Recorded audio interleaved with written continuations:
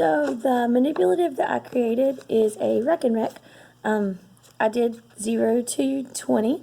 I used like a white, silvery looking bead and then red beads. So for my first activity that I chose is I did show me 0 to 10. I broke it down 0 to 10 and then 11 to 20. So an example of this would be like a teacher holding up a number card. I used a 10 frame card and it has the 10 frame and the number. So for 8, I would simply just in one move, I would take 8 beads and slide it across. All of the 5 and 3 of the red. If I wanted to do 11 to 20, I'm going to say 15. I'll take all of the 10 and then 5 of the beads on the bottom. So in 2 moves instead of just 1 move. For quick images, sorry, I gotta get all my stuff going. We could hold on, I want to get it all back together. I could push some beads across. So I'll push 8 and 6 across.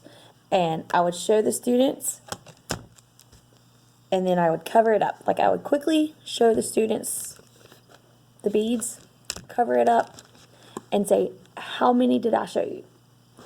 And then they would, answer, and I say, ask them, how do they know? And they could write it on a whiteboard and just turn it around for the number. That would make sure everyone is interactive and participating with the lesson. And it could be extended by asking students to show the number that is 1 more or 1 less. That would probably be a little towards the end of kindergarten or the beginning of 1st grade. So, yes. The standard, I forgot the standard for the first one. The show me 0 to 20 was NCKMD3, classify objects into given categories, count the number of objects in each category, and sort the categories by count. For the quick images, I put NCKCC5, count to answer how many in the following situations. Given a number 1 to 20, count up to that many objects. Given up to 20 objects, name the next successive number. When an object is added, that would be the 1 more. Recognize the quantity is more or greater. Given 20 objects arranged in a line, a rectangle array, a circle, identify how many. Given 10 objects in a scattered arrangement, identify how many.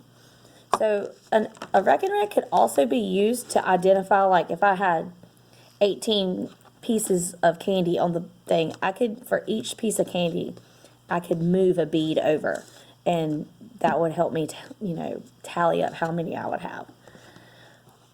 For the third assignment, I put building missing add-ins. So I could ask a student to be my partner to show the class how we're going to do this, and I would tell the class that me and my partner are going to build 6 as a team. So I would move 4 beads on the top, and then my partner would move 2 beads on the bottom. So I would move the 4 in one movement, and my partner would move the 2 in the second movement. So we could begin with 1 to 10 cards, and then later increase 1 to 20, further down into the school year. So the standard that I put with that is represent addition and subtraction within 10. Use a variety, that's NCKOA.1. Use a variety of representations such as objects, fingers, mental images, drawings, sounds, acting out situations, verbal explanations, or expressions. Demonstrate understanding of addition, subtraction by making connections among representations. I did the NCK.OA 1 through 4 because all of those applied. So the 2 is solve addition and subtraction word problems within 10 using objects or drawings to represent the problem when solving. 3 is decompose numbers less than or equal to 10 into pairs in more than one way using objects or drawings and record each demonstration by a drawing or expression. And for 4 is for any number 0 to 10, find the number that makes 10 when added to given number using objects or drawings and record the answer with a drawing or expression. So we could use this as an expression. Obviously it's not a drawing, but this is an expression. 5 plus 2 is 7. So that is expressing the problem in one way. For my 4th activity, finding different ways to make a given number. To begin with, we would use the top row, cover the bottom row with something.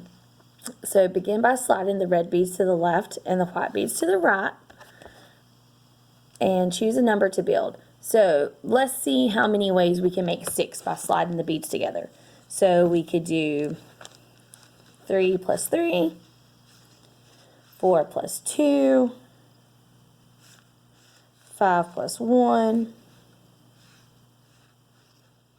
So as many ways as we can make 6, or any number using the 2 beads together. So for this, I put NCKOA 5, demonstrate fluency with adding and subtracting within 5.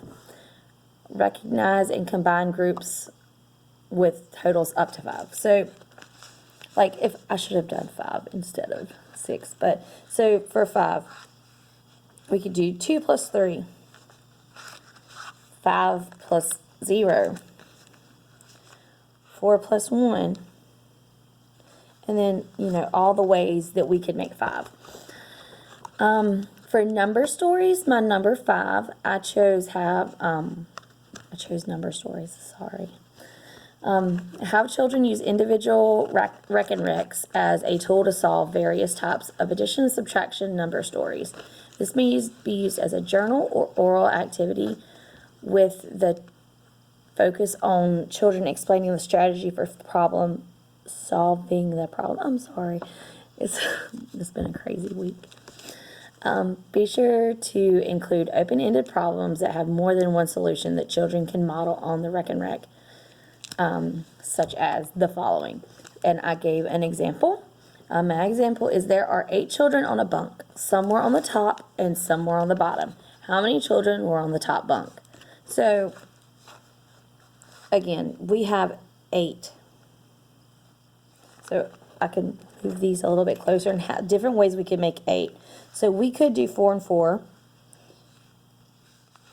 And we could do 5 and 3. We could do 6 and 2. That's kind of cheating a little bit. But anyways, we could do it that way. A second one for using all 20 would be there are 12 passengers on a double-decker bus. Some passengers are on the top and some are on the bottom. How many passengers are on the top deck? How many passengers are on the bottom?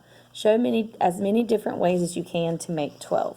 So we could do 10 and 2. We could do 8 and 4. We could do 6 and 6. We could do 4 and 8. We could do 2 and 10. Sorry, you probably didn't see any of that because I had that really low. Sorry. But the standards that I put for that was NCKCC 4. Understand the relationship between numbers and quantities. And so when counting objects, say the number names in the standard order, pairing each object with one and only one number name and each number name with one and only one object. Recognize the last number named in the object. Number of objects counted regardless of their arrangement. So let me get out my handy dandy thing.